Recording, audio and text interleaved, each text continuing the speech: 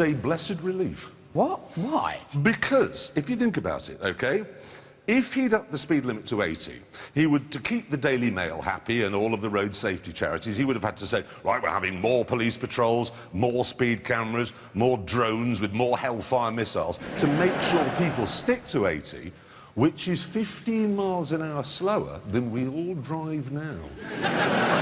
No, you're absolutely right. People on the motorway drive at 95 miles per hour. And yet, I think I'm right in saying that British motorways are the safest roads in Europe, statistically. They are indeed. They are indeed. Now, I did an experiment to prove my 95-mile-an-hour point this morning. I drove down the motorway here, OK, at exactly 70. Well, don't you always drive down the motorway at exactly 70? Yeah. Yes, I do. Yes. Yes, I do. No, I don't. No. I usually drive slower than that. Do you? But for my experiment, I sped up to 70. OK? Drove for 15 miles at 70. Guess how many cars overtook me? Well, I'm guessing quite a few. 103. That was all of them. All of them, exactly. So, thank you very much, Mr. McLaughlin, for maintaining the 70-mile-an-hour speed limit, because that means we can all carry on doing 95. And that's the end of the news. What, is it? Can't edit that out, can they? Oh, I see what you did. It's the only thing in it. Yeah, that works. It's got to go in. It's good. Well done.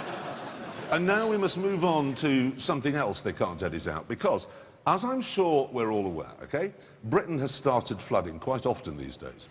A couple of reasons for this. One, a lot of people these days are buying Toyota Priuses, which, of course, is cooling the world down, and that's causing more rain.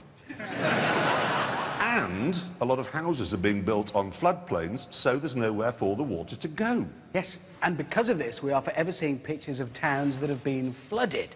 Tewkesbury, Haywards Heath, Doncaster, they've all been hit. And whenever we look at these pictures, we can always see lots of marooned cars. And this got us thinking, is there some simple way that cars could be kept mobile even when the street is under 3 feet of water? Now, obviously, you can't simply fit an outboard motor to the back, like we did with our cross-channel Nissan pickup truck, because the propeller would snag submerged obstacles around towns. And you can't really use oars, because that would be exhausting. It all looked hopeless. But then, I had an idea.